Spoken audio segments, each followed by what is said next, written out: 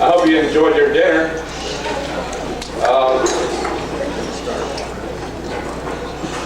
I'd like to introduce our main speaker for tonight's event before we get on to our awards.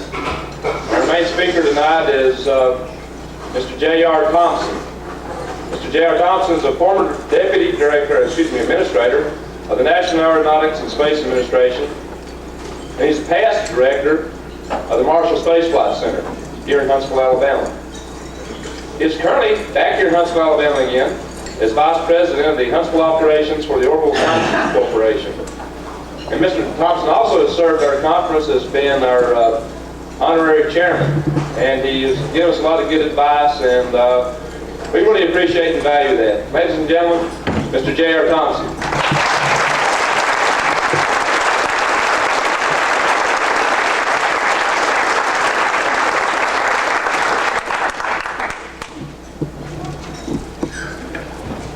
Thank you very much, Greg. I'm very pleased to be here this evening and invited back particularly to address this 12th International Space Development Conference.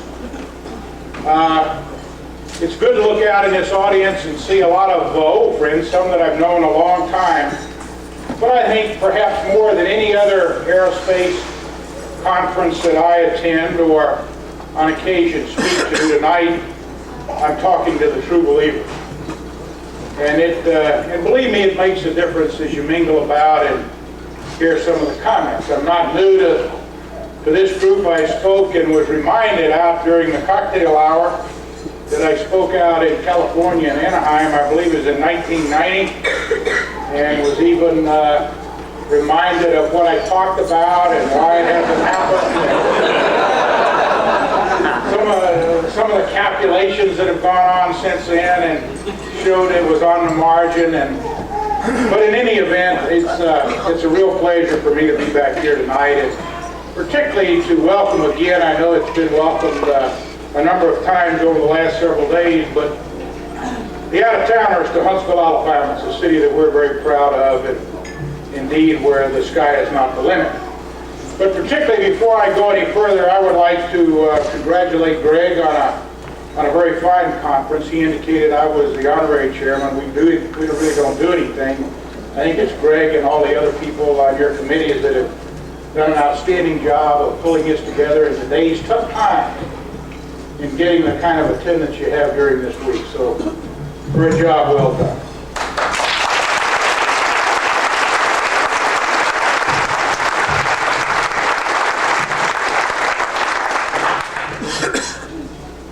I've been gone from the day-to-day workings of the National Civil Space Program now for a little more than a year and a half.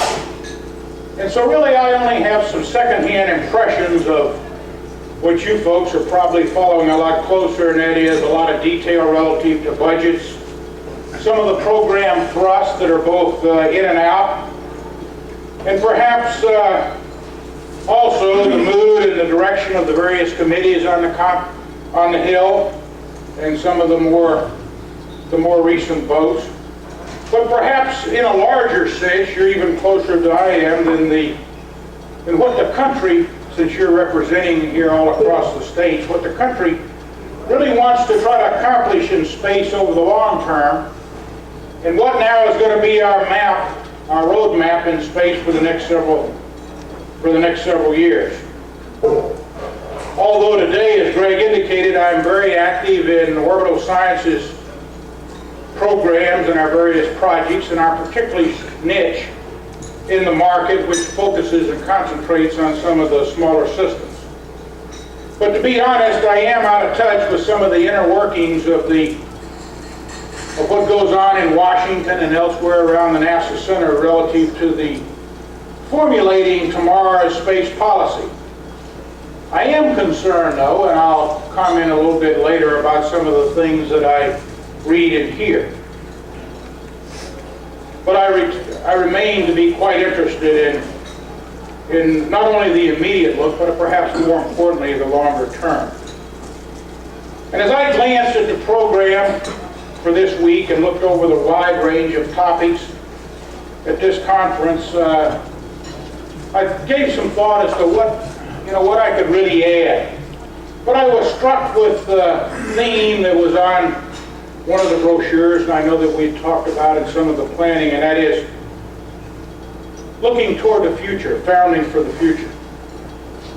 And so perhaps some of what I call my secondhand impressions and views might give you, for your deliberations, a useful perspective on some of the views that I have of our civil space program, and by the way, have had.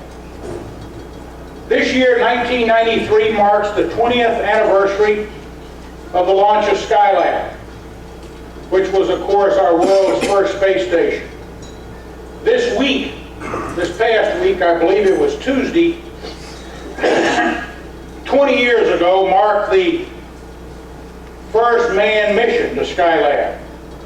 1993 also represents the 10th anniversary of the first Space Lab mission.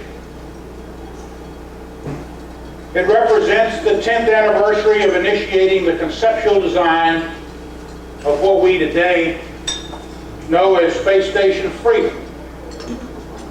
And it represents just the 4th anniversary of President Bush's charge to return to the moon and then press on to the planet Mars. 3 weeks ago, here in Huntsville, Alabama, the city hosted, and a number of people across the country came and celebrated the Skylab and the Space Lab anniversaries. I attended not a lot of the meetings during the 2 days that the event was sponsored, but I was out of town. But I did attend the final night's reception. And certainly at a reception like that, you see a lot of old friends, you have a lot of old memories. Perhaps a lot of you in this room can go back and remember a lot of Skylab and a lot of the work that went into Space Lab. But the thing that I was struck about at that reception, and during those 2 days, certainly you would expect a lot of looking back, a lot of memories, but frankly I thought there was a little bit too much of it. There was not enough looking forward. And nobody really seemed to want to talk much about it. Nobody really seemed to have a clue as to what the future holds in our civil space program today. And it's from that vantage point that I think there's a message in terms of we celebrate the programs of the past, but it's the details, the future, that we don't talk that much about.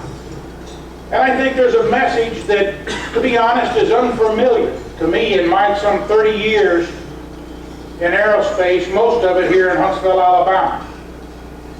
I think it raises a legitimate question, and I'm sure you've discussed it during this conference. What is the vision? What are we reaching for?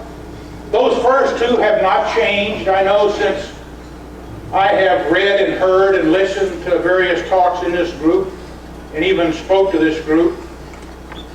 But where are we going in the short term that's going to have long-term significance? I think that is on our minds today.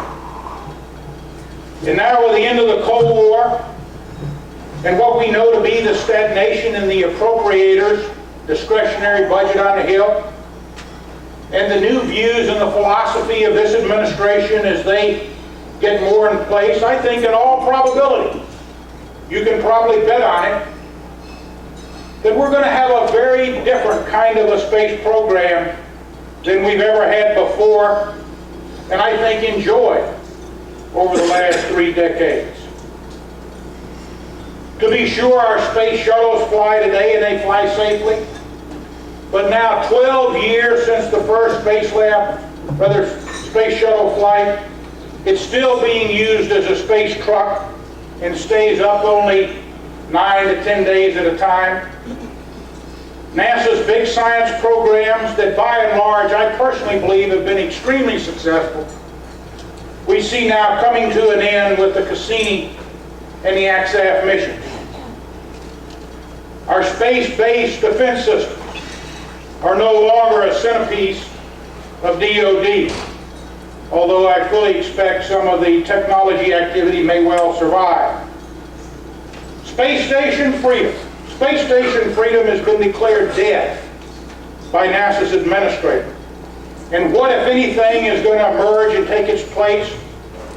Today, just 10 days before a report goes to the president, and 15 days before allegedly it's supposed to go to the Hill. What's going to take its place, we're not sure, if anything. I think to give you a sense of what I'm saying, Chairman Braun declares that only freedom is going to fly. So I think the landscape is set and painted for a potential disaster for those of us in this room that have worked on the space program so long and hard and want to continue some of the exploration activity that was started here in Huntsville, Alabama many years ago with the team of Wernher von Braun. And I personally believe, and have publicly stated, that I think that if for whatever reason, NASA's fault, Congress's fault, nobody's fault, the station program starts to unwind, I personally believe that the space shuttle won't be far behind it. Because it is a centerpiece of our manned space activity. And I could continue on the SEI program. Forget what the initials stand for, that's not important. This program structure is gone. And perhaps, and I hate to say this, perhaps the nation's desire in my lifetime for the objectives of SEI are gone as well. I don't believe it's the structure that's important, or the initials, or the name, but the desire to reach out is important, and we ought to keep that alive. Building a lunar base several 100,000 miles from Earth in today's environment seems to be quite unlikely if we have to debate so long and so hard with so many committees on the merits of a base just 400 miles straight up. It seems today that NASA has walked as well on any type of a new launch system. The National Aerospace plane, in any size or shape, at any technology level, may well be dead. The people in aerospace, led today by the Department of Defense and NASA, are as good as ever that I can recall, and I think probably better. What then is in store for our space program? What is wrong?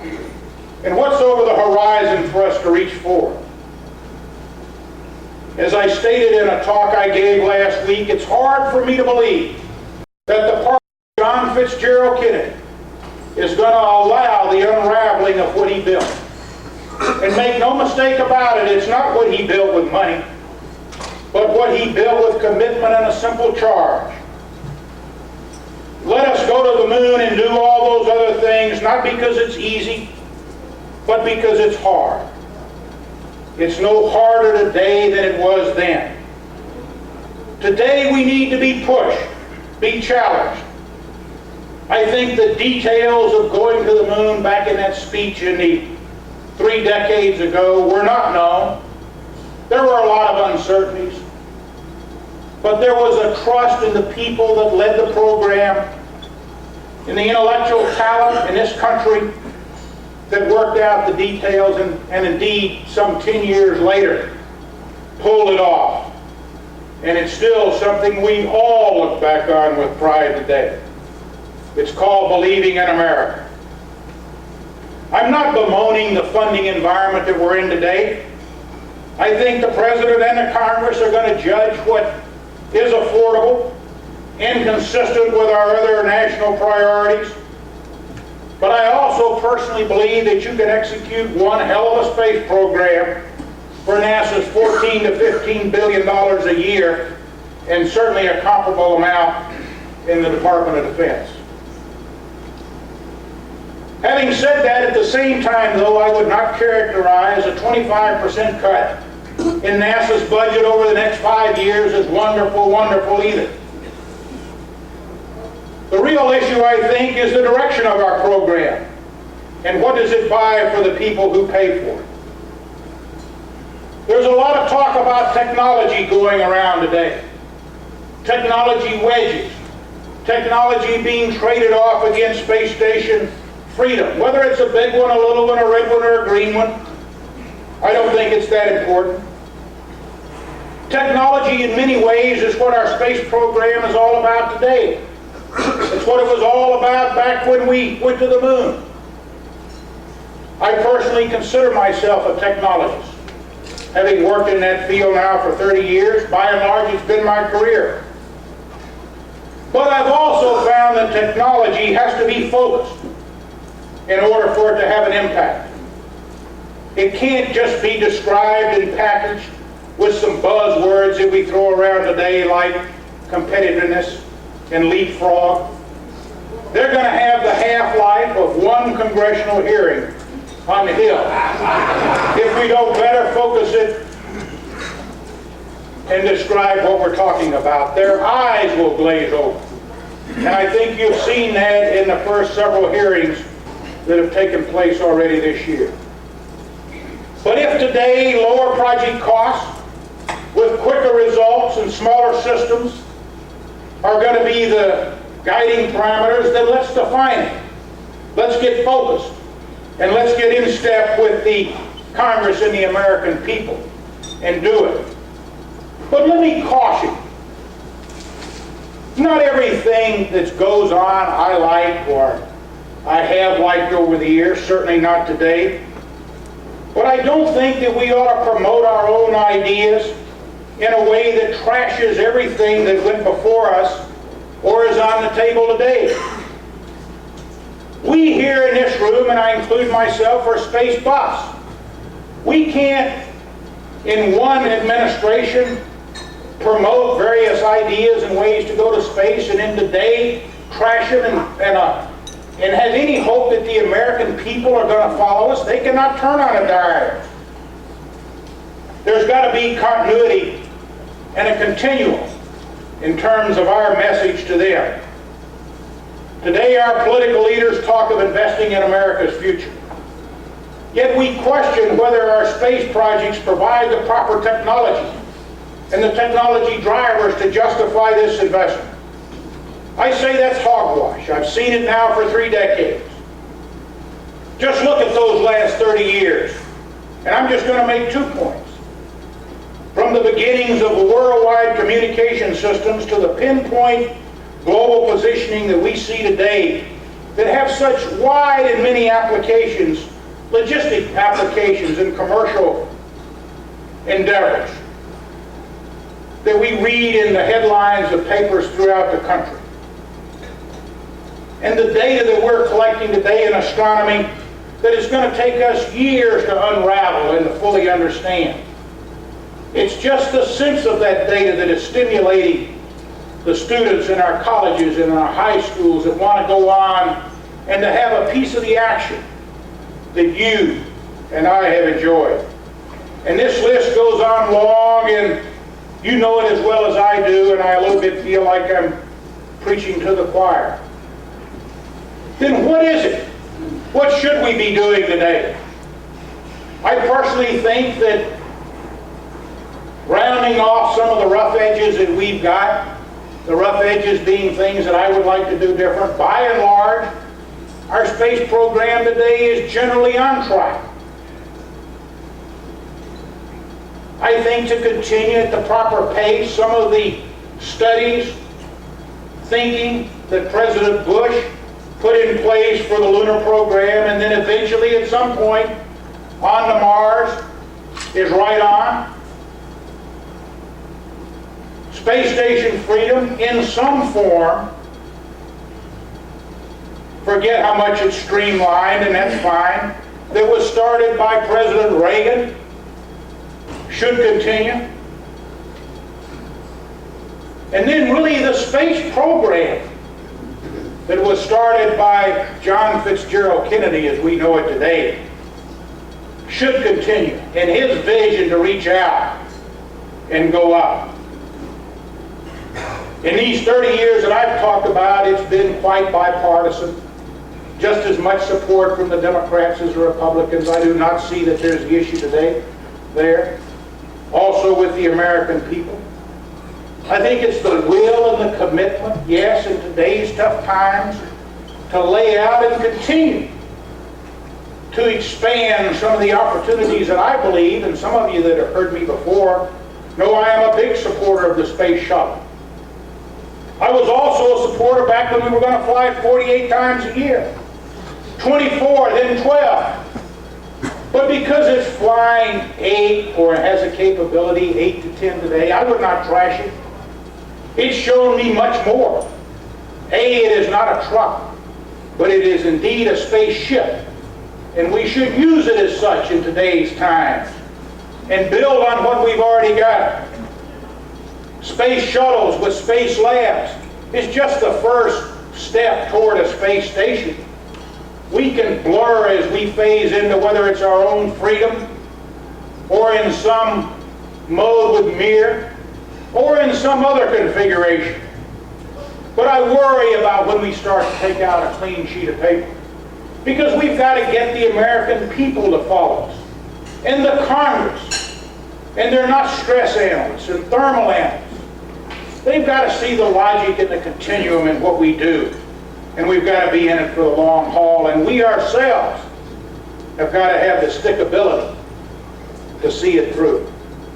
So I think you can do all of those things, as well as environmental monitoring. The EOS program is going to have much return. And if we can't afford today, not tomorrow, but today, to send men and women beyond Earth's field permanently, then robotic, lunar, and planetary missions, we can certainly continue and have done an outstanding job over the last 3 or 4 decades there. Manned exploration is going to come with time. A strong aeronautics program. A lot of talk about that today, is always and has been a plus for NASA. University programs. There are a lot of people that go through these peer reviews that just don't quite make the first cut, that have small missions, small instruments. We've got in today many opportunities, I believe, to give them a chance to go to space. Perhaps not to find a black hole, but certainly to bring much more science to the world community at large.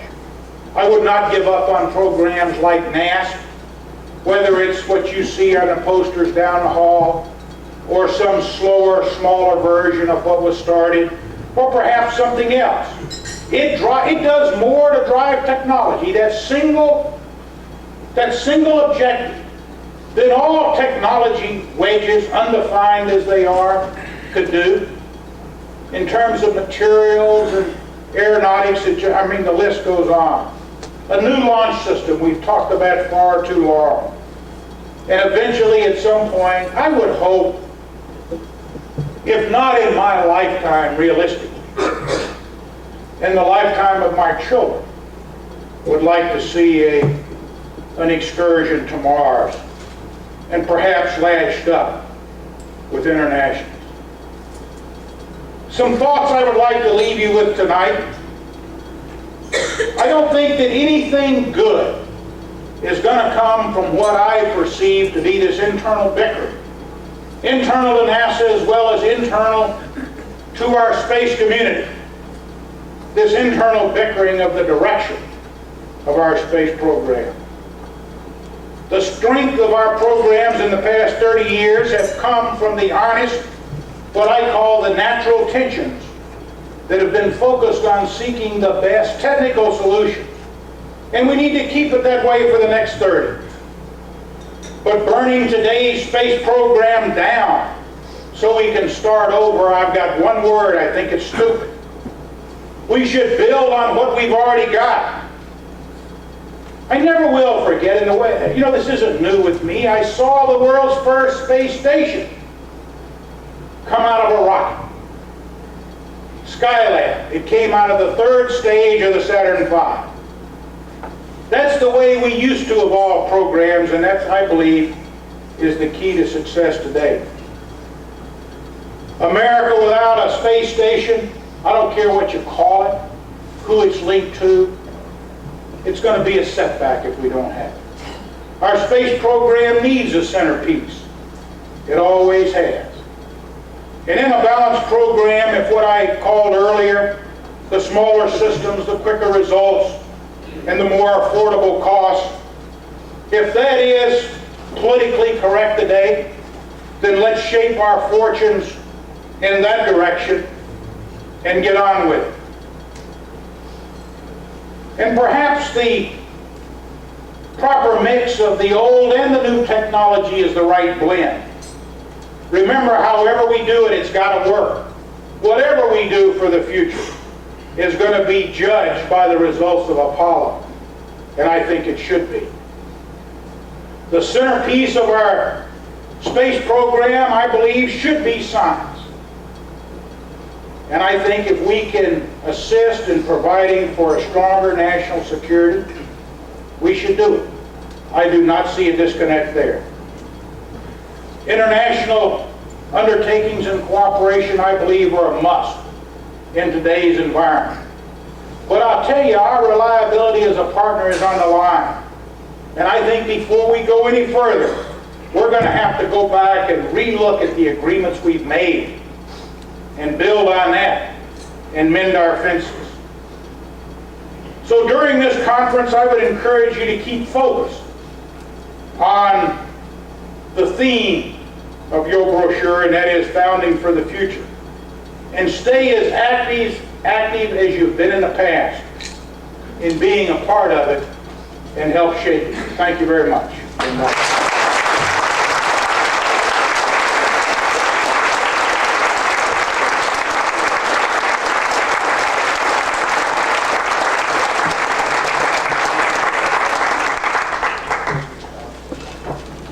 We'll take a couple questions from the audience.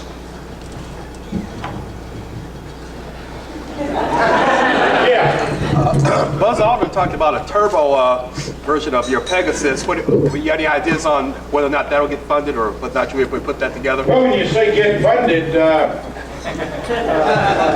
awful lot of what our company does and has done, and it started back about 10 years ago, is put the private money at risk, and that's tough.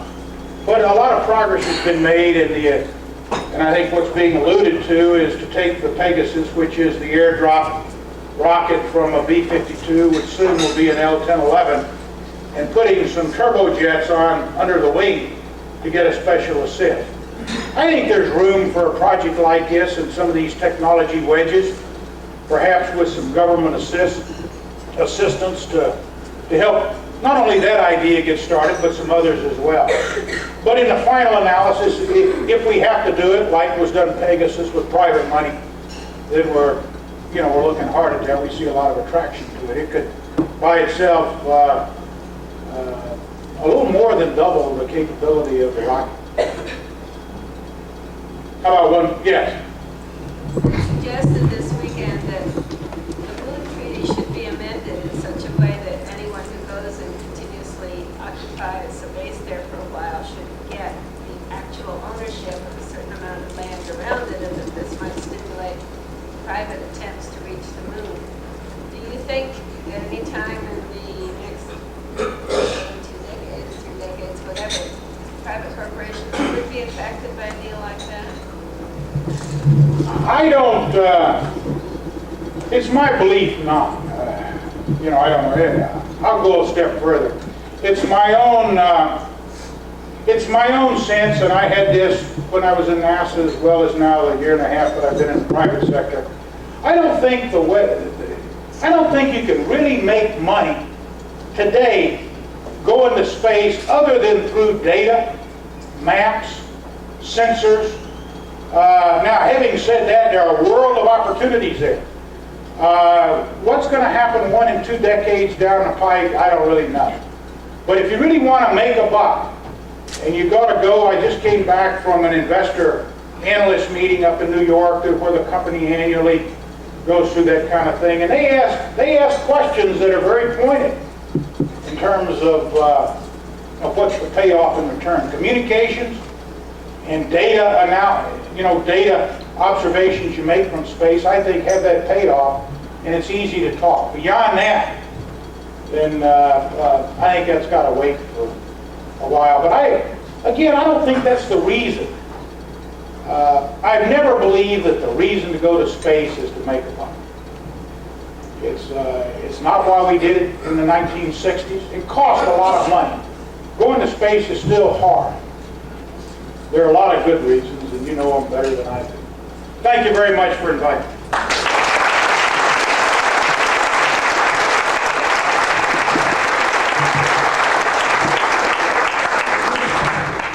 Mr. Thompson, appreciation for speaking at this conference and all the other services you gave us in developing this event. We'll present you this certificate of appreciation. Thank you very much. Appreciate it.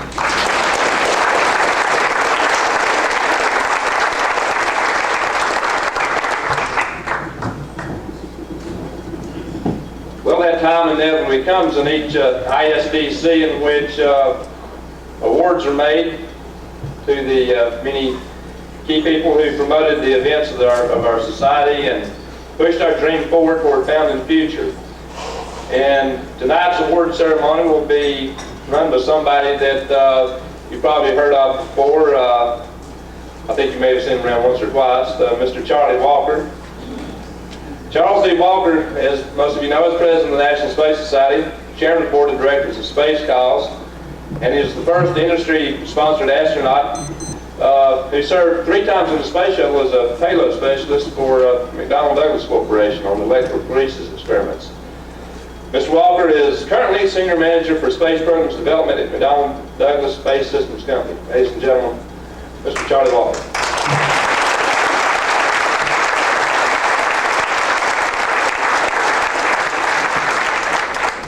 Hey, great. He's so loose with words. You know, he says, I'm going to run this up here.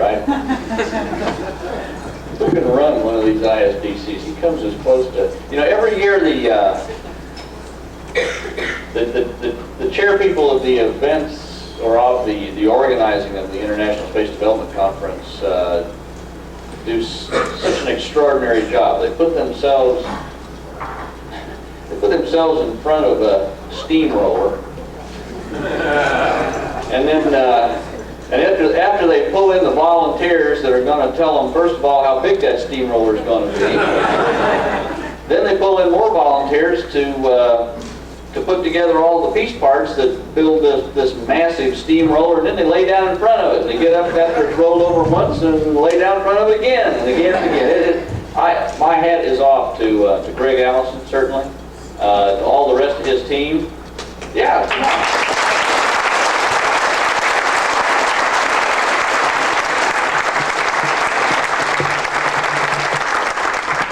And JR, to you too for helping with the organization locally here, the resources to roll over our good friend Greg. And I can't mention everybody by name just because I'll miss somebody, I'll get it wrong, and then that'll come here a little bit later. But I also want to mention Greg's wife Peggy, because she's had to pick him up and dust him off and let him get squashed again a time or two here along the way. Thank you, Peggy.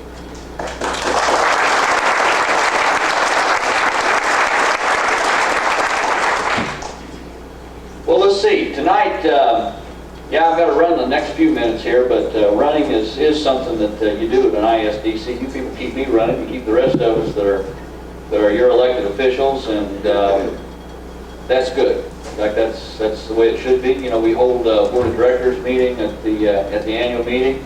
We're all over the hallways, both getting bumped in to by you, and that's good. Ask those questions that need to be answered, given those comments and that need to be made to us, and that's wholly appropriate. So thank you for your participation, and I mean that in all ways.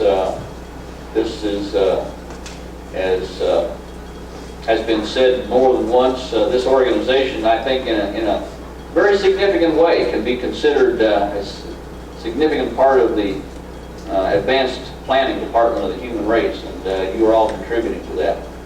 So thank you for your participation. Let me call up here, first of all, for the chapter merit awards, David Brandt. David, first up tonight.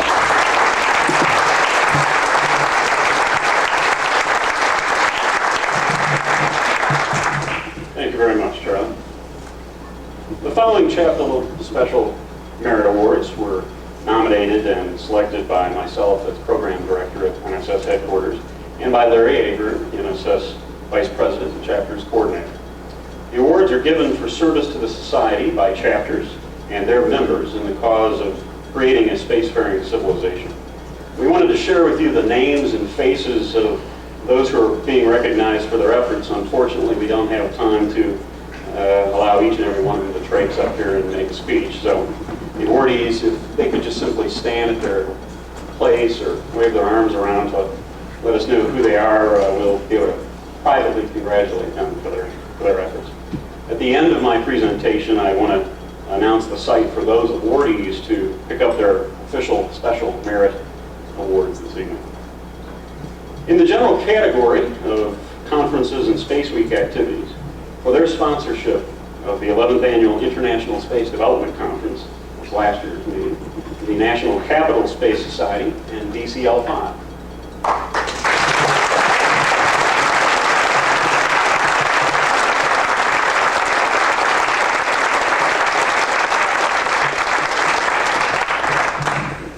For the 8th Annual Southwest Space Activist Conference, the Clear Lake area chapter of NSS is recognized.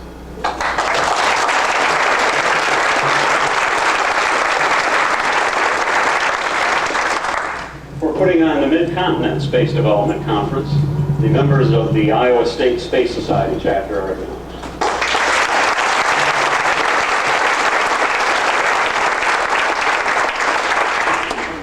The first annual Northeast Space Development Conference, 4 chapters, and I'll list them all off in one quote. The Central New York chapter of NSS, Boston chapter of NSS, Rensselaer Space Society, and the Space Frontier Society of New York.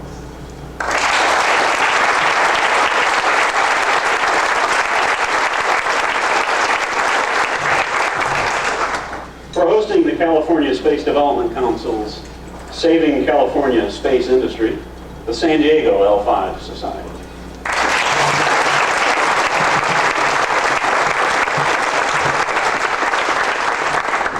For hosting the Midwestern Regional Chapter Coordinators Meeting, the Illini Space Development Society was recognized.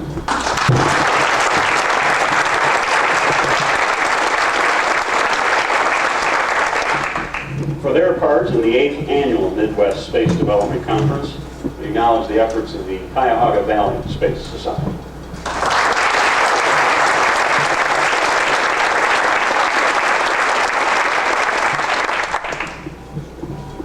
And for sponsoring and hosting the 2nd Australian Space Development Conference, we recognize the efforts of the National Space Society of Australia and the Sydney Space Frontier Society.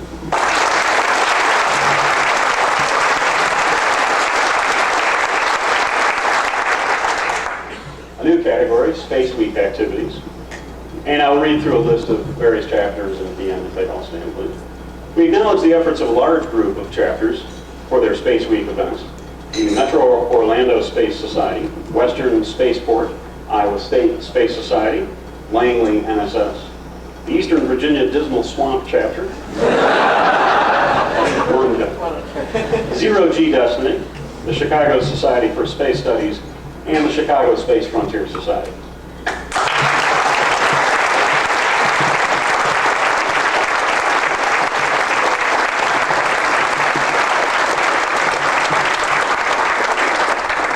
In that Space Week category, as I'm sure you all know, there were certainly others who conducted activities during Space Week this last year, but the ones I just mentioned were of particularly high quality. Another new category for the Chapter Merit Awards in the category of public events. And I'll list off about a dozen or so and tell you just briefly a little bit about what they did. The Orange County Space Society teamed up with the Discovery Museum in Santa Ana, California to manage a July 4th fireworks sale, proceeds of which were given to Space Camp scholarships. Zero G Destiny and the Chicago Space Frontier Society, the Chicago Society for Space Studies, jointly sponsored a visit by cosmonaut Georgy Grechko at the Chicago Museum of Science and Industry. The Memphis Space Society, in cooperation with the Memphis Space Center and the Challenger Learning Center, hosted a Russian-American Space Station Spectacular during their city's 23rd annual Memphis in May celebration. The Space Frontier Society of New York and the Clear Lake Area chapter of NSS led pro-space demonstrations at the Democratic and the Republican national conventions. The National Capital Space Society and the Space Frontier Society of New York led a pro-space rally, pro-space station rally, I should say, in front of the White House earlier this year. Members from the Connecticut chapter, Metro Orlando Space Society, OASIS, Central Indiana, Oregon L5 Society, and the Chicago Space Frontier Society participated in the NASA town meetings that were held throughout the country here earlier this spring. One chapter was formed as a result of these town meetings, the Triangle Space Society in Raleigh, Durham, North Carolina. The Minnesota Space Frontier Society is recognized for their work in videotaping conferences and making these tapes available to other chapters around the country. The Ann Arbor Space Society is recognized for their sponsorship of nationwide congressional freshman orientation to offer grassroots advice to newly elected members of Congress. And finally, in this category, the Middle Tennessee chapter is recognized for their letter writing workshops. For public events, ladies and gentlemen.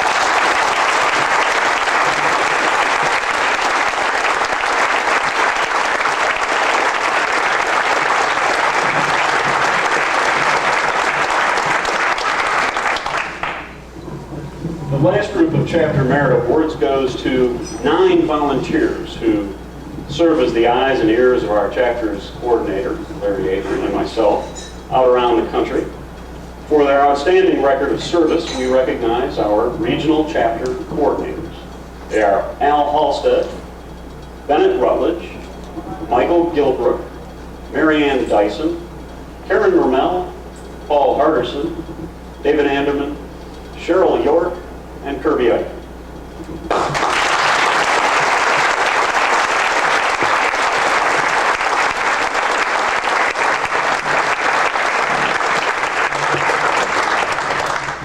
Two more awards to present, and if these individuals, members of these chapters, would come up as I present these awards.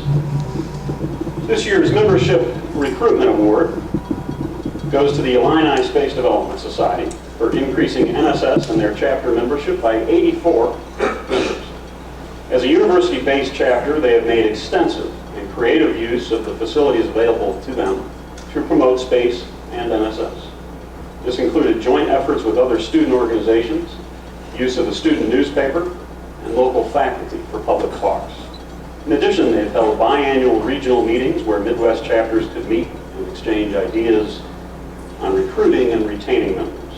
NSS is pleased to present the award to Tom Nugent of the Illini Space Development Society. Tom.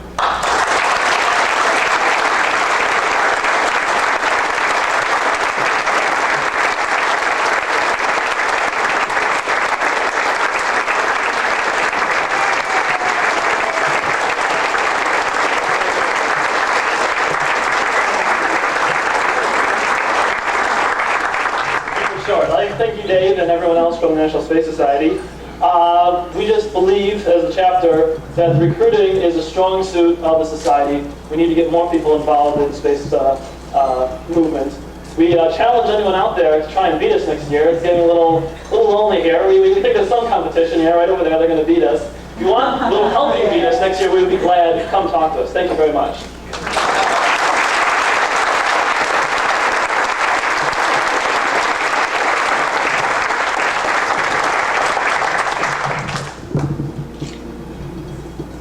Second award is the Service to the Society Award, given each year. It dates back to the old L5 days, where it was a tradition for people to travel to L5 headquarters in Tucson, Arizona to help out, doing whatever was needed at the office. People making significant contributions were honored with this award by the L5 Society. The tradition continues to this day. This year's award goes to the Chapter's Assembly Administrative Council. Last year, when the Society was suffering some financial hardship, the chapter's assembly passed a resolution asking chapters to make contributions to a special fund in support of MSS. This effort raised over $2,000 in much-needed funds. To show our appreciation for this effort, I'm pleased to award this year's Service to the Society Award to Bryce Walden of the chapter's Assembly Administrative Council. Bryce?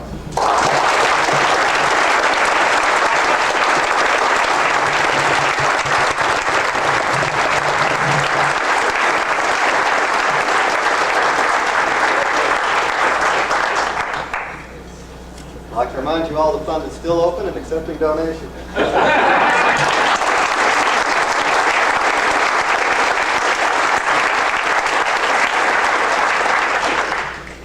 My final announcement, if I can make sense of my notes here, is an invitation, in fact, to the award recipients and to everyone else in this room and at the conference here in the hotel this evening to join the headquarters staff of the National Space Society in tonight's hostilities. I'm sorry, the hospitality. In room 236 of this hotel after this event. All of these awards that have been presented, the paper awards to the various chapter merit recipients, will be given out at that time. Thank you very much.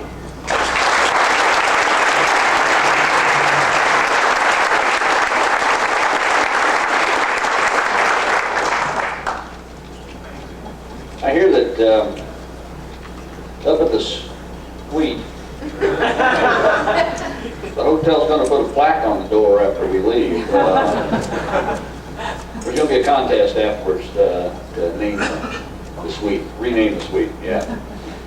Thank you, David. I want to, first of all, as I stand back up here in front of you, a very serious moment here. I want to apologize, first of all. I must have gotten rolled by that steamroller myself. I misidentified Greg's wife, Becky. She wouldn't pick me up if I got hit by that steamroller. Thank you again, Becky. The next individual up is going to be somebody who you've just seen, and many of you know well, and I'd like to encourage all of you to get to know better. Kirby Ikin has come a long way to be with us. Kirby's no stranger to these shores, and I'm happy to say that I'm no longer a stranger to his native shores as well. Kirby did fine by me and had me down to the Australian annual space conference this last year. Had a fine time. Kirby, as you come up here, I want to just tell you that I apologize, first of all, that we didn't have any Vegemite for you here tonight. But since I tried a little while I was down there, I can tell you why we didn't have any.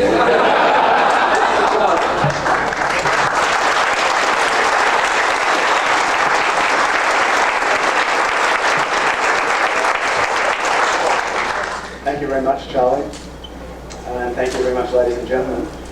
I just have a very brief presentation to make tonight. I know it's a very full agenda. Most of you would appreciate that probably the best part of a year ago, the National Space Society undertook to support the Space Exploration Initiative by way of the SEI petition, which has been circulating both by our members and by various magazines. And in that, the past few months, I guess, events have somewhat overtaken us, but nevertheless, the signatures which we have gathered so far still embody the spirit of going back to the moon and onto Mars, and they symbolise the feelings of the people who have signed those petitions.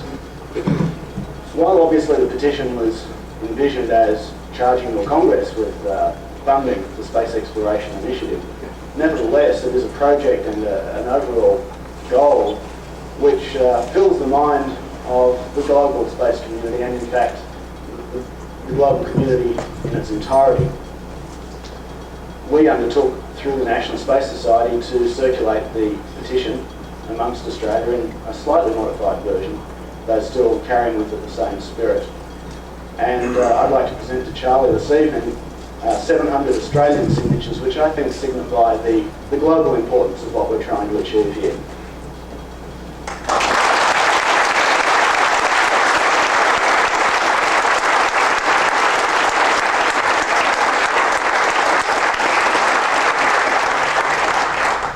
you very much, Kirby. These are very seriously received, very gratefully received from our colleagues and fellow citizens of this world who reside on the continent of Australia and in the great nation of Australia. The signatures, please carry back from us the word that these signatures will be utilized. As you know from discussions that we've had here, and the rest of you know that the petition, the call for pioneering the space frontier, is still in circulation, will continue to be in circulation.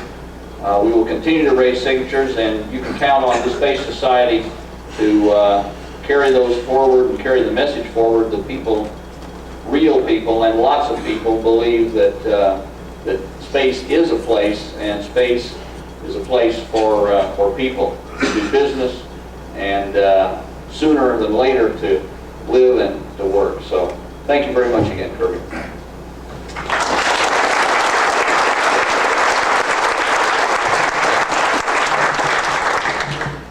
And next up in front of us, Mark Hopkins, speak a little bit on the subject of our sister organization, Space Cause and Space PAC, and present some awards. Mark.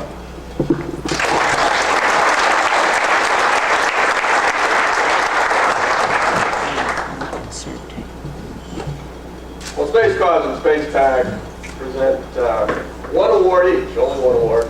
Although after this year's banquet, we may want to reconsider that. Both these awards they're determined by the board of directors of the respective organizations, and they are given to someone who is not on the board or an officer or a paid employee, but to someone who is a volunteer. And it's the Outstanding Service Award. And this year, the award for Space PAC goes to an individual who's a professor of political science, and for many years he has taught a course in the politics of space at his university. He has written several books and numerous articles dealing with various political aspects of space. He chairs a nonprofit organization which is dedicated to the study of social science and its relationship to space. For years, he has been the Space Cause and Space PAC coordinator for the state of West Virginia. And he's also developed a very good relationship with his congressman. This is Alan Mollahan, who happens to be the #2 Democrat on the most important subcommittee in the House of Representatives for space issues. This is the Appropriations Subcommittee. And the individual I'm talking about, who you probably already figured out who he is Professor Michael Fuller. He was smart enough many years ago when Alan Mollahan first became congressman to start tutoring him on space issues. And as a consequence, he's developed a very close relationship, which we exploit mercilessly. And the recent thing that he has done for us is he ran our volunteer activist campaign for Space PAC during Mollahan's recent campaign, where he had a fairly close election, because basically there were 4 congressional districts in the state of West Virginia which got collapsed to 3, and there were 2 congressmen running for 1 seat. This, of course, had much to do with the ideological commitment that he has to the space program, and nothing to do with the fact that his son also works for the congressman and would be subsequently unemployed if Congress lost. So with that in mind, I'd like to present this award to Professor Fulda. He's not here today, so we're going to give it to Marianne Dyson, the editor of Space Cause News, for him. And this is the award.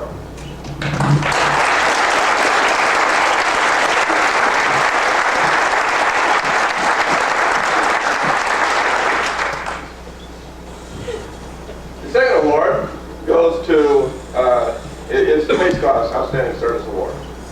And this goes to an individual who is a former chapter president of the National Space Society, a member of the NSS Board of Directors, a very active member on numerous committees, a regional chapters coordinator, and a particular note, and why the real reason she's getting this award is because she is the national full-time coordinator for Space Cause, and her name, of course, is Karen Mel. Yes.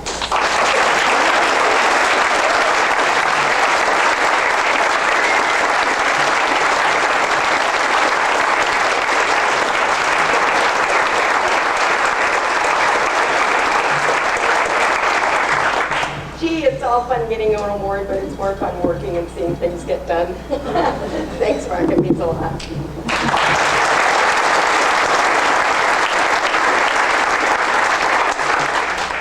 Lastly, I want to make a little political announcement. You may have noticed in your registration package, and if you didn't notice, then go back and look in your registration package, that there is a legislative alert from Space Cause, this time written by our current acting executive director of Space Cause, Jim Spellman, who was the guy up here in a nice military fashion, the former captain of the Air Force, was giving me the awards. And the reason for this alert is quite simple. The key vote in the legislative cycle with regards to Delta Clipper is coming up the week of Monday the 14th. Basically trying to get $5 million in the budget for continuation of the basically second phase of the Delta Clipper program, which is not enough to do much of anything. We need to increase that to about $75 million. We're asking everybody to write letters, make phone calls in accordance with the instructions of the registration sheet to Congressman Bertha, who is the chair of that subcommittee. And if there's anybody out there that doesn't know what Delta Clipper is, it's basically a possibility, a reasonable chance of getting a substantial reduction in cost to a lower orbit, like on the order of magnitude reduction. And if we can pull it off, it obviously has a great deal to do with improving the possibility of many of the space programs that we all love, and more generally of helping us to establish a spacefaring civilization which will eventually establish communities beyond Earth, which is what it's all about. Thank you.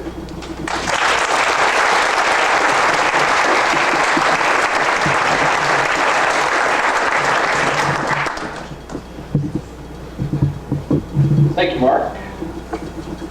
And let me just move right along since the evening is progressing very quickly. Next up, your executive director, straight from Washington, Lori Garver.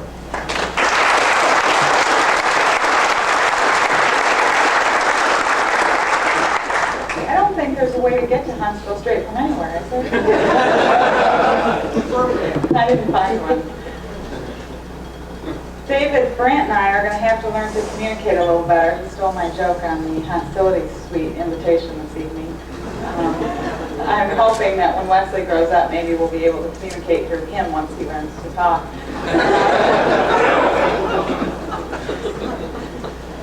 We have started a tradition of our own at the Space Society headquarters. I'm going to be presenting 3 headquarters awards tonight.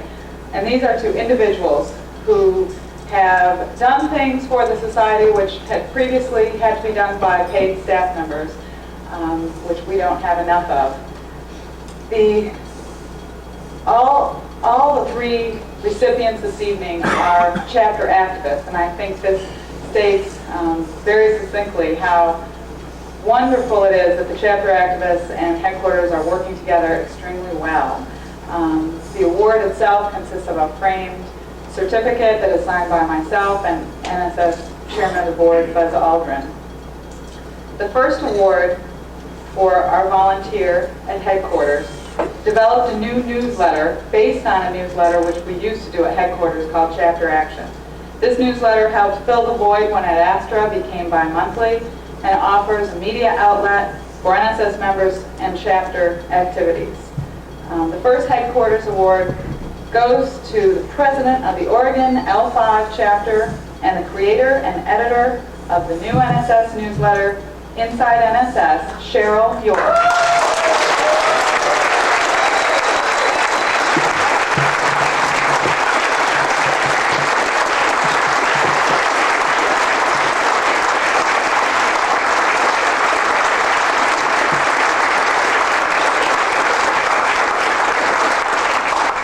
I just want to say one word: submission.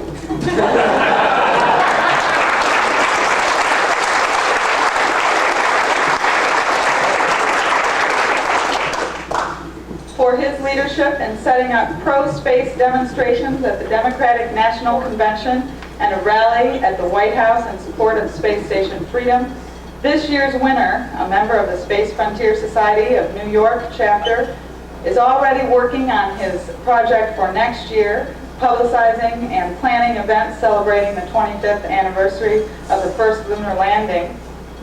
The second Headquarters Volunteer Award goes to Greg Petition.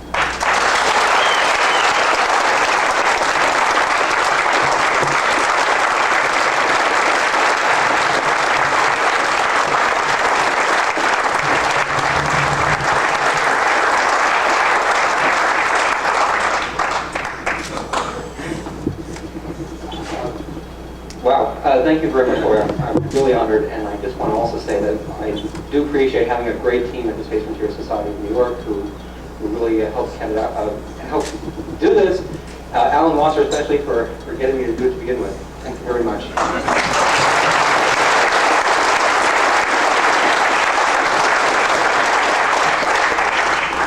And finally, for his leadership in the grassroots effort to secure petitions in support of human space exploration, this year's award winner is Chapter President of the Metro Orlando Space Society.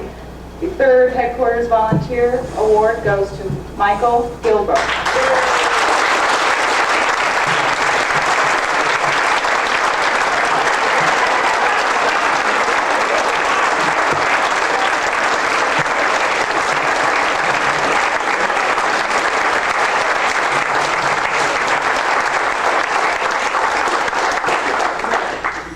I believe in taking a shortcut whenever it's possible on work or anything. And I'm not sure if I shouldn't be sharing this award with Robert Zubert, who twisted my arm rather badly to try to help me into doing this. Thank you very much.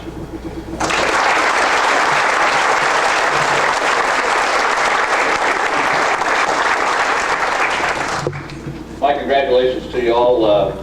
It's certainly a minimalist thanks that we can give you with a reward like this, because your contributions are literally invaluable. Thank you very much.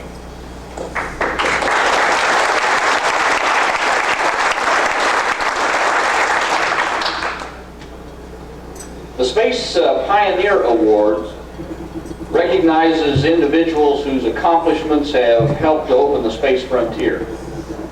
The awards are divided into 8 categories, and a total of 2 awards are given each year. Tonight, the Space Pioneer Award for Business Achievement will be presented.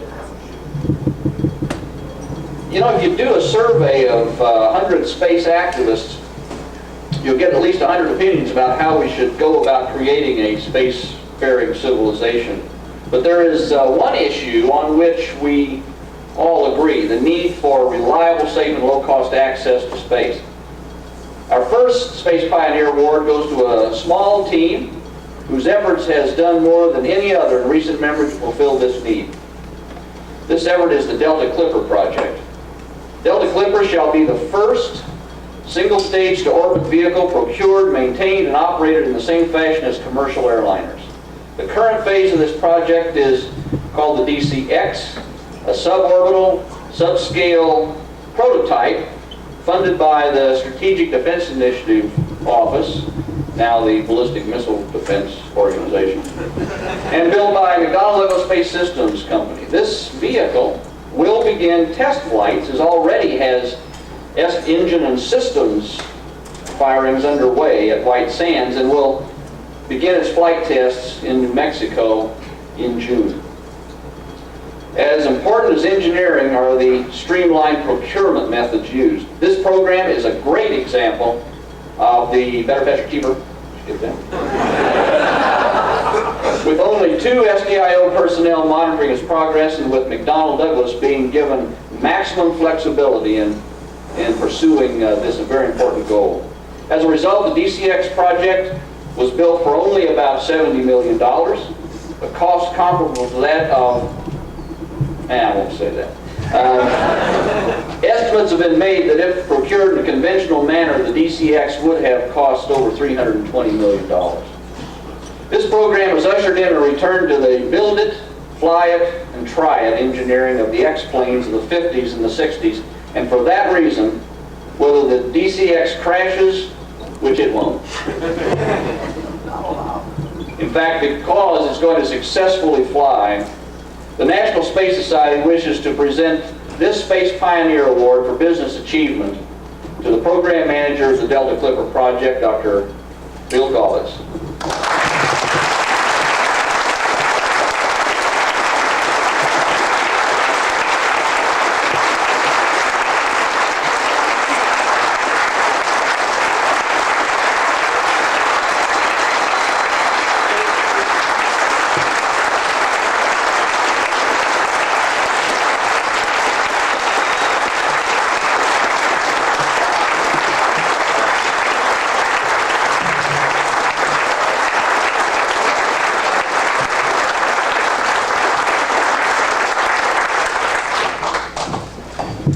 Wow. Really deeply honored to accept this award from you, who are the foundation of our space future. I need to accept this on behalf of our total Delta Clipper team, both government and industry. I realize that our team stands on the shoulders of giants before us, whose pioneering efforts have allowed us to be so recognized this evening. I also stand in awe of the future by the enormity of the task ahead of us as we go from this first hardware step of our vision, DCX, to the full realization of routine, affordable, reliable transportation to and from space. But as been the history of all pioneers, their impacts were not felt until they sent useful services, goods, and products back to the economy and to the people who sent them. This is the challenge we accept: to send a wealth-producing, job-producing Delta Clipper product back to our economy, thereby realizing our ultimate goal of opening space for the scientific and commercial benefit of all mankind, as well as the opportunity for every one of us in this room to travel to and from space. Thank you for pioneering.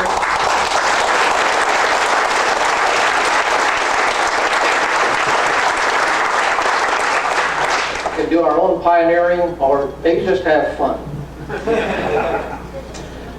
With that, we will have added spaceways to the list of waterways, railways, highways, airways, as part of the vital infrastructure of our nation. Thank you again.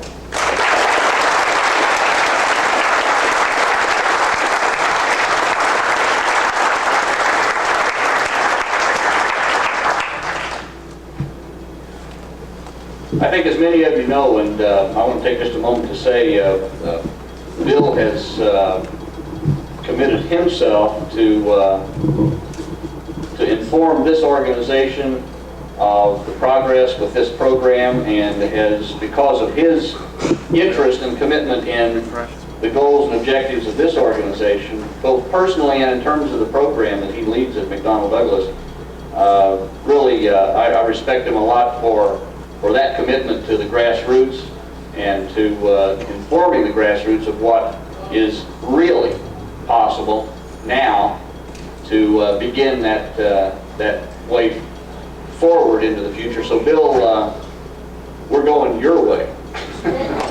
Thank you. Thank you. The second award that I want to present tonight has already in fact been presented, but let me just refresh your memories, or if you weren't at the presentation a couple of nights ago. And in fact, the award itself is still here and will be presented to this gentleman shortly. But the second Space Pioneer Award goes to a man who's bringing about a revolution within NASA. He accepted the job of NASA administrator in a storm of controversy. Many people believe that NASA had lost its way and had become just another top-heavy bureaucracy incapable of the stellar feats that it had accomplished in years past. But to express our support and our encouragement for showing Congress that space can be done can be achieved in a cost-effective manner and a worthwhile endeavors, we the NSS want to present for his efforts at constructive change at NASA, NASA Administrator Mr. Daniel Golden with the Space Pioneer Award for Special Merit.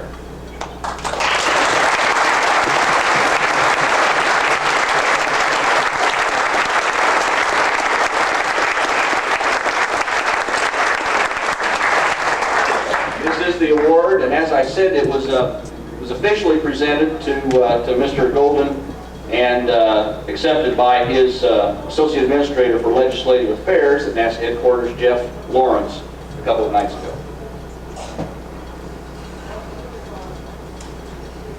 The third award that I want to present this evening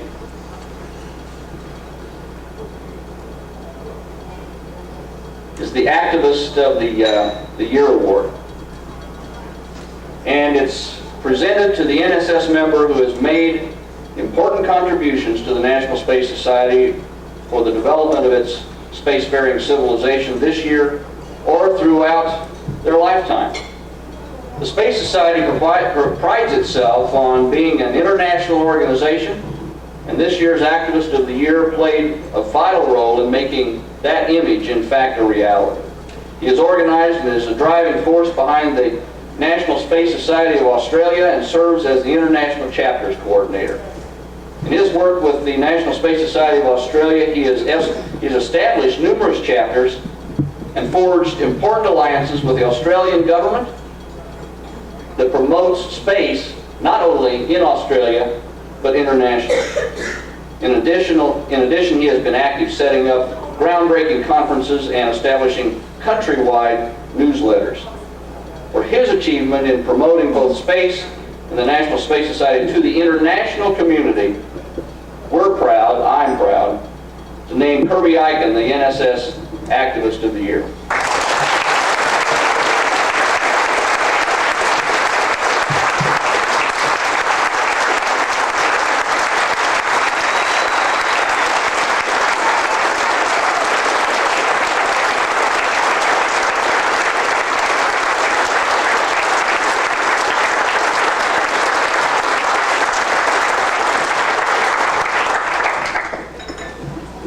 Thank you, Charlie. Thank you all very much. I must confess I feel rather guilty getting up here to accept such an award. What I do because I love it. It's something that I believe in. It's something that I have a lifelong commitment to. So I really don't need any further encouragement to keep working towards our goals. I've been coming to this conference now for 4 successive years. And every time I come here, I get such an incredible charge of adrenaline that keeps me going for the next year, to be amongst so many people who share our long-term vision, who have the motivation and the enthusiasm, and who all do such incredibly great works. Greg Allison has done a remarkable job in putting this conference on. I can share the difficulties of doing that. And it, I think, makes this award all that much sweeter for knowing the peers that I work amongst, and that you choose to honour me for that. Thank you very much.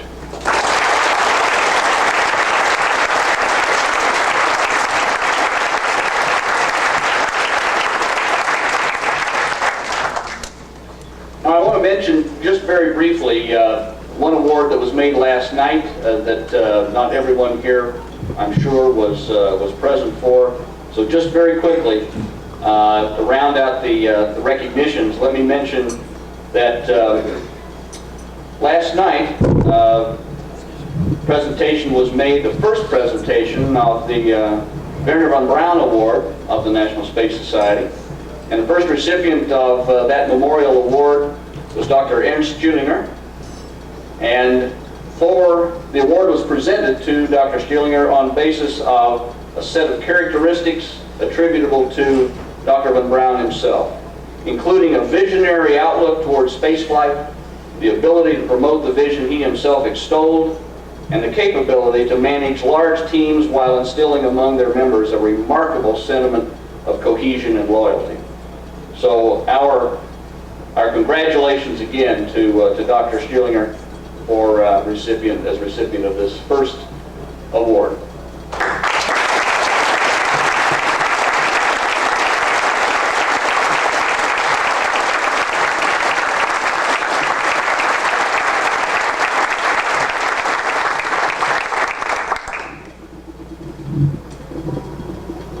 finally tonight, it is my very great pleasure to present the Robert A. Heinlein Memorial Award. This is the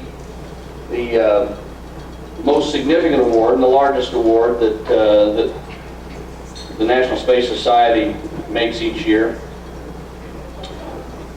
Robert A. Heinlein, Robert Anson Heinlein, was born in 1908, died in 1988, and was widely regarded as the dean of science fiction writers. His novels were both prolific and profound. They include The Moon is a Harsh Mistress, Stranger in a Strange Land, Have Spacesuit Will Travel, and many, many more. The award of the National Space Society, named after Mr. Heinlein, was named after him due to his effectiveness in promoting knowledge of and interest in space through his writing and his personal actions. A large proportion of this Space Society's members can trace their interest in space to his writings. This was due to his superb ability to teach while entertaining. He was a member of the L5 Society's Board of Directors and played an active role in that society until 1984. Mr. Heinlein espoused a distinct ethic standing for social, economic, intellectual, and personal freedom combined with personal responsibility. His concept of personal freedom, which included freedom of movement, is not freedom to vegetate. It is participatory freedom of active, courageous individuals with the initiative to work for their goals against conventional wisdom if necessary. Now, the award, which I encourage you to come up and take a look at after the ceremony this evening and the session, right up front here on the mahogany base, includes a very distinct and accurate representation, in fact it's a functional representation, of a brass cannon. Brass cannon, okay? The inspiration for the physical form, that physical form of the award, ultimately came from the brass signal cannon that Mrs. Virginia Heinlein purchased in New Orleans in 1964. That brass cannon was one of a pair of signal guns from an 18th century sailing ship. It's 2 feet long, and Mr. Heinlein, in fact, enjoyed firing it in salute many times. Well, it would be interesting to know in salute to what. It is mounted on a naval carriage and with small wheels and lashing rings, as it was designed for use on a ship's deck, not on a battlefield. The cannon, in fact, helped inspire the book, The Moon is a Harsh Mistress. The work was originally entitled The Brass Cannon until the publisher changed the title. As used in this novel, it was a unifying symbol for the anti-colonial revolution that created the independent Lunar Republic, whose economy ran primarily on lunar resources. This theme seems so appropriate to those of us who want to see a lunar settlement and lunar mining established for resources on that orb that shines so brightly in our skies. The purpose of this award is to remember Robert Heinlein and to honor those who have best promoted the goal of a free spacefaring civilization. The award is for lifetime achievement, not for any single action. And tonight, for the 1993 Robert Anson Heinlein Memorial Award, which was selected by, in fact, you, the conference attendees, and the chapters of the Space Society, I want to present this award to the late Gene Rodenberry, creator of the Star Trek television series and the motion picture series, and a lifelong member of the Society's Board of Governors. Gene is the recipient of this year's award, and receiving for him is Majel Barrett Rodenberry.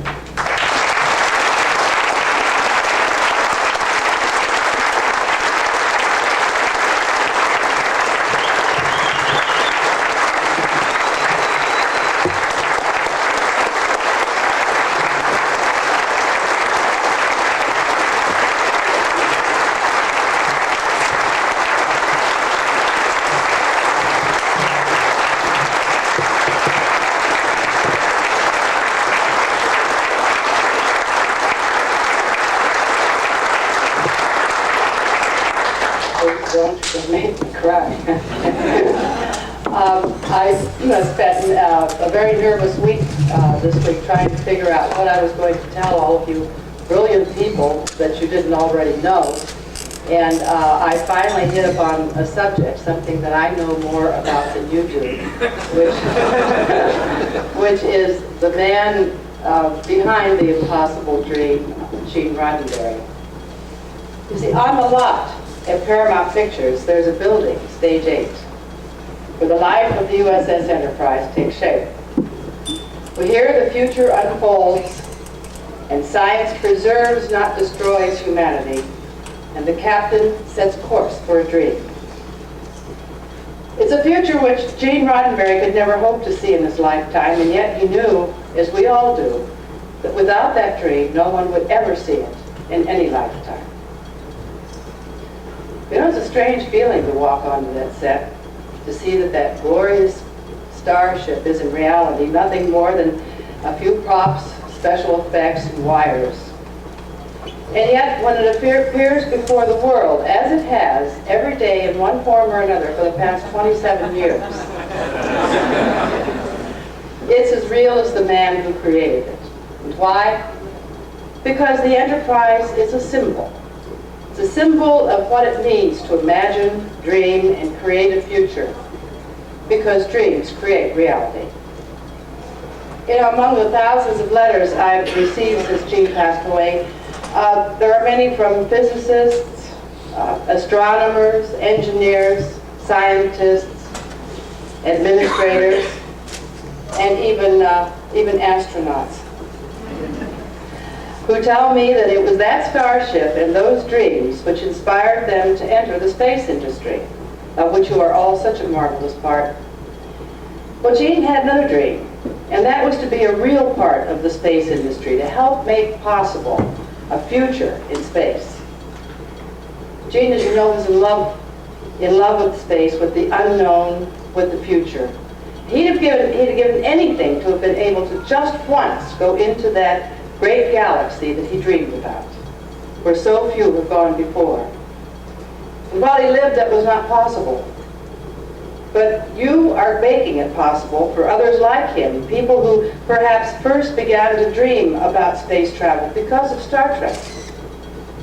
And in bestowing the Heinlein Award on Gene, you are honoring something to which Gene dedicated his mind, his heart, and his life, a future in space. And by working towards such a future yourself, you are fulfilling a dream for a man whose dreams gave so much fulfillment to others. See, I don't think I'll ever be able to go on to that Stage 8 again without thinking of that. Gene would have been so proud to accept this award, which bears the name of a man whom he called friend, a man who shared with him such enlightened ideas. You see, Robert Heinlein was not only a friend of Gene's, he was also an inspiration. Once when he was asked what books really influenced him most as far as Star Trek was concerned, he named John Carter of Mars by Burroughs, of course, and then one of Robert Heinlein's books.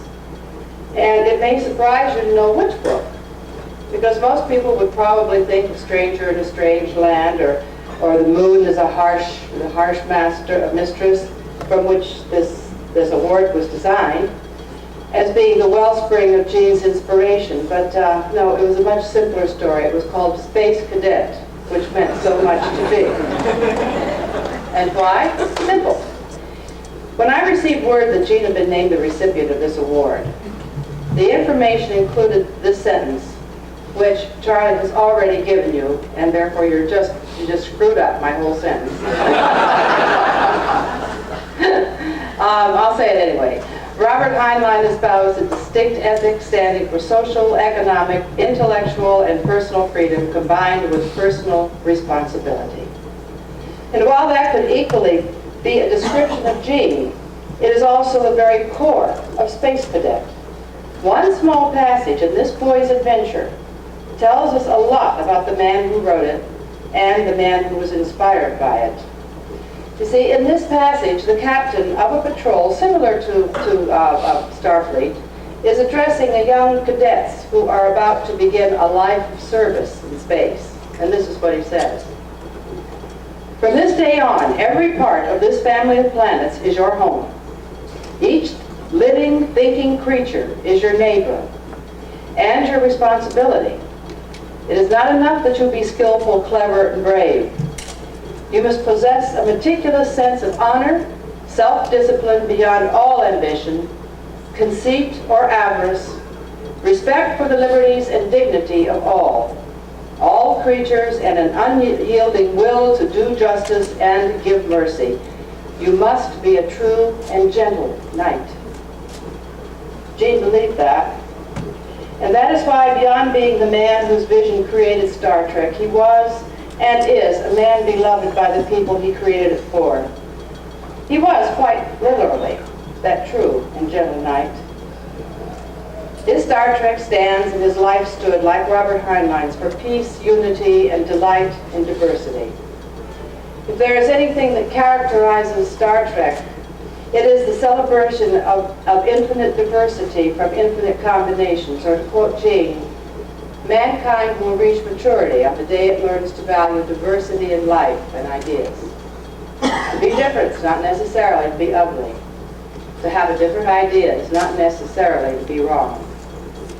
And the worst thing that could possibly happen is for all of us to look and think and act alike. For if we cannot learn to appreciate the small variations between our own kind here on Earth, then God help us if we get out into space and meet the variations that are almost certainly out there. Well, this then is Gene's legacy. He knew there would be wonders in our future, not just the wonders of technology, but the marvels of human evolution.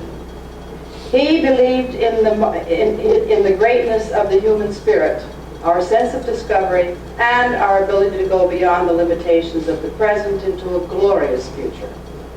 Someday, when the dreams we believe in today become the reality from which new dreams are launched, we will have men like Robert Heinlein and Gene Rodenberry to thank. You see, we've had some artists recently that were commissioned to do pictures of what they felt the Star Trek meant to them, what the real inspiration was. And each one was to include one sentence. Well, the very astute young man came in and said, Star Trek is the only thing that has kept the public interest in spaceflight alive for the last 10 years. Now, I don't think that that's true. I don't think that Star Trek has been the only contribution to that goal. You know, hundreds of people in the space industry and out of it work very hard to keep the public awareness high. But people's belief in Star Trek has gone a long way toward keeping the belief of the future alive. And that future will certainly not be reached without space exploration. You know, just recently it's been my pleasure and my honor to have met, heard, and talked to our NASA administrator, Dan Goldman. And I know that he lives his life for only one dream. That's to get a space station up there. Yesterday, today, tomorrow, but at any rate to get something up there. Our president is also dedicated to this project. I'm sure he is. It may not be freedom, but it absolutely has to be something. Mr. Golden definitely needs our unified support in this redesign. Please, please, support the redesign, because if his dream does not come true, or does not realize, then Gene Roddenberry's never has a chance.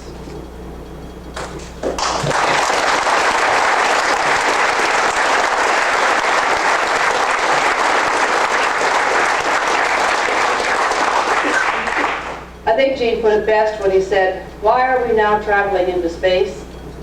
Well, why indeed did we trouble to look past the next mountain?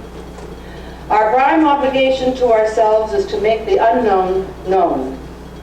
See, we are on a journey to keep an appointment with whatever we are. The universe grows, the voyage continues, and his vision lives. On behalf of Gene, myself, and all those who will live in the future we are now creating, I thank you.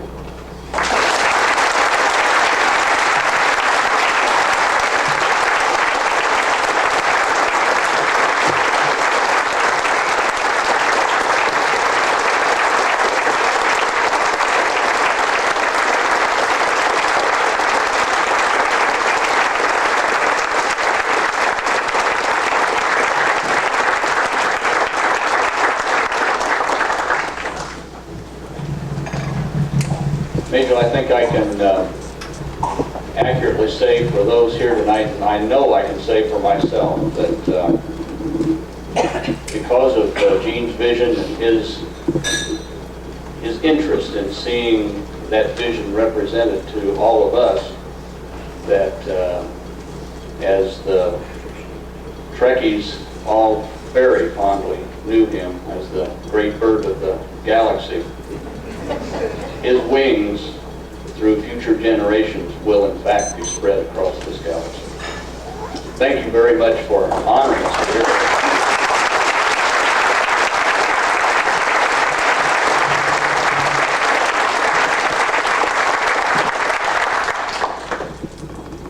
And now I want to turn the last few moments of this evening over to our organizer and our chairman of the ISDC 93, Greg Allison.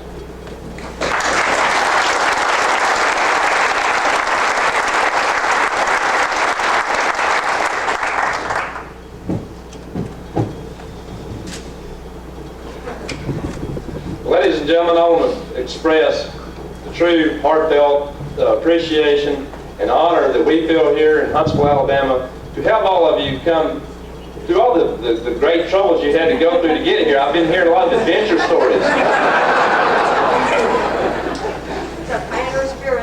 Amen.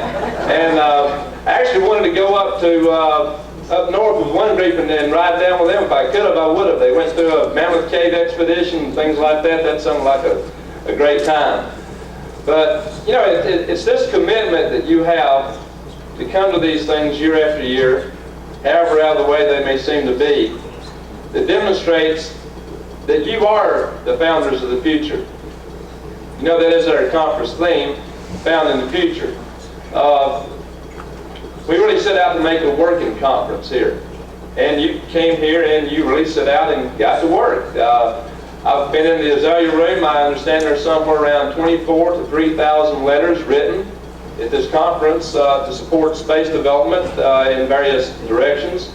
I've heard of quite a few little projects and ventures that may have been launched through networking in the hallways. This was something that I addressed in my introduction letter as putting the chickens and eggs together, I think. And I'm glad to know that that is taking place. And there have been many other activist sessions in which we've worked on things like phone tree, the basic essential work the society has taken place, and the board of directors, the conference committees, and others have worked on the continuation of our activities to keep our society moving and growing. And the Chapters Assembly has done its essential work. But, you know, it really boils down to the individual, to each of us, to keep pushing, to keep striving. And I know that you are the people that will do that. It's up to us. We are the only ones that can and will do it, because we are the apex of that vision that will take humanity into space. One of our interesting sessions that we launched here as a new initiative at the 1993 International Space Development Conference was the Foundry. The Foundry, as most of you know by now, was set up and designed to be a project incubator.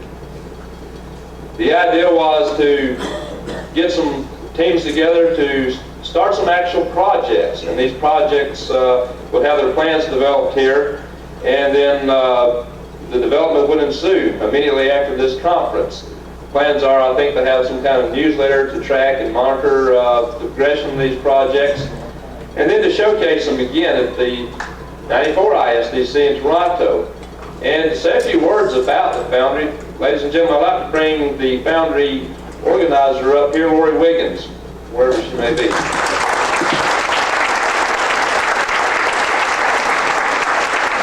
Lori? Well, she said she was going to be here tonight, so it's kind of hard to make out in the crowd. But anyway, is she back there in the hallway? Oh well. She's probably still working. Either that or we wore her out, I don't know. But I would like to go beyond this. You know, I've heard a lot of appreciation, and I've received a lot of compliments from all you fine people, but I want you to know that the execution of this event the programming and the smooth operations of this conference have been made possible by the support of the Huntsville community, by many organizations, and primarily by my small chapter staff. And these people have worked long, arduous hours, hour after hour, day after day, week after week, and they have shown just an incredible amount of commitment. One of these members told me that he does all this because he wants his own spaceship.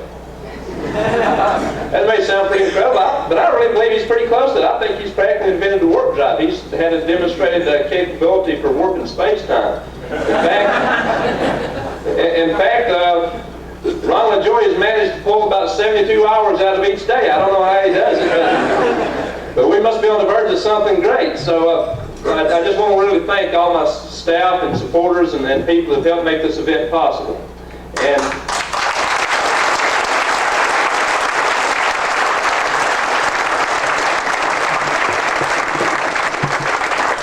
all of you for coming, and particularly my new wife for putting up with me through all this. And she actually worked and helped execute a lot of these things. And you know, it's that time now that as this conference is beginning to draw to a close, we do have another half-day of programming tomorrow, but I would like to pass the baton, if you will, and introduce the organizers of next year's conference in Toronto. Ladies and gentlemen, Paul and Holly Swift.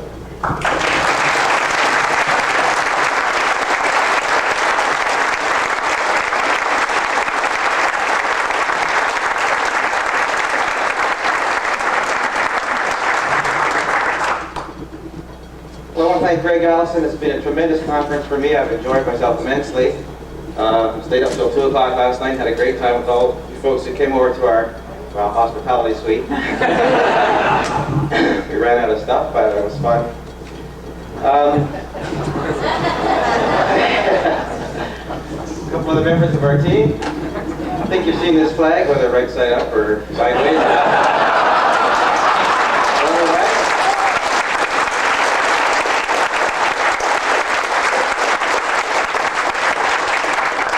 Sometimes in the past few days, I kind of wish I'd had a split personality, as I'm sure most of you have, so you could have sat in on a number of the exciting tracks. I managed to get in and spend some time here and some time there. I did sit in on Lori Wiggins' Foundry when she started up with Most Impressed, and I think that's something we're most excited to have in '94. This idea that Mr. Thompson expressed of a continuum in NASA, we're going to do on a mini scale here, and we're bringing this into '94 and hopefully into Cleveland in 1995. It may interest you to know that one of the Canadian Space Society's credos is to explore and settle the solar system.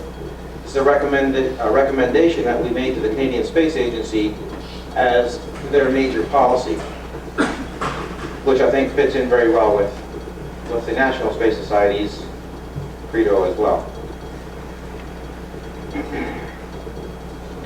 I'd like to read something for a couple of minutes which touched me to the heart of the matter a few weeks ago, and I'm sure it may reach you as well.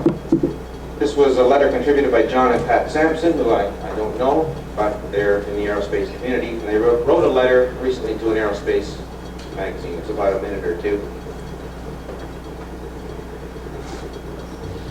The world smiles at lovers and dreamers. Neither are a threat to anyone, and everyone is capable of both. Lovers and dreamers are in harmony. When a person is in love, they become a different person. When a person has a dream, the same change occurs. The secret to happiness is to have a dream and a lover at the same time. Then you become whole. Whatever else we do in order to make our way through life, we must pay attention to both love and our dreams. We can live cheaply and eat oatmeal 3 times a day if necessary. We can put up with what other people consider hardship and sing all day long if we have a dream. A dream gives us freedom. Freedom is the highest state a human can evolve to. It's a mental state, just like love and dreams are mental states. Dreams cost nothing. However, pursuing dreams requires courage, because dreams take us beyond the controlled known into the unknown. Dreams then turn into adventures. Adventure is a reckless state, which requires the best of each of us. Pursuing dreams and freedoms makes us responsible and self-reliant far beyond the crowd.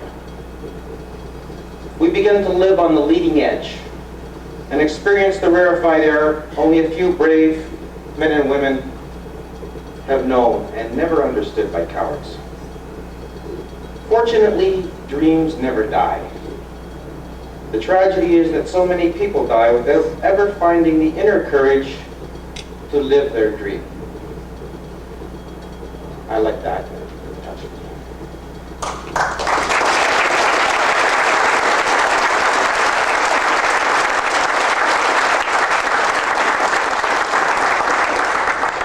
I want to welcome every one of you to come up to Toronto. For those of you who haven't been to Canada before, I'm sure you've heard of stories of igloos and polar bears, Mounties and dog sleds.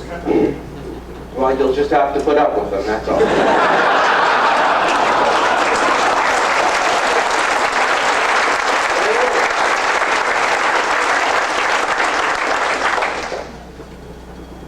I want to thank you very much. We expect to have, because it is Toronto, a rather attractive city, tours before and after the conference set up for the whole family, because this is supposed to be in '94 a family event and should be quite exciting. Thank you very much.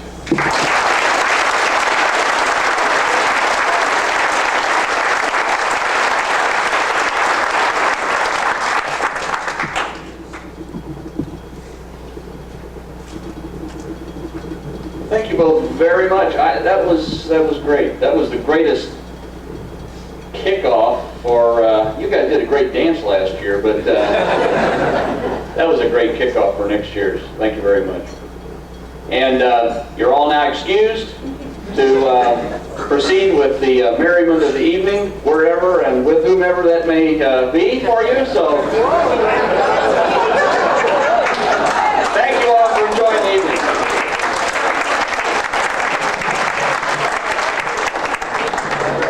Oh,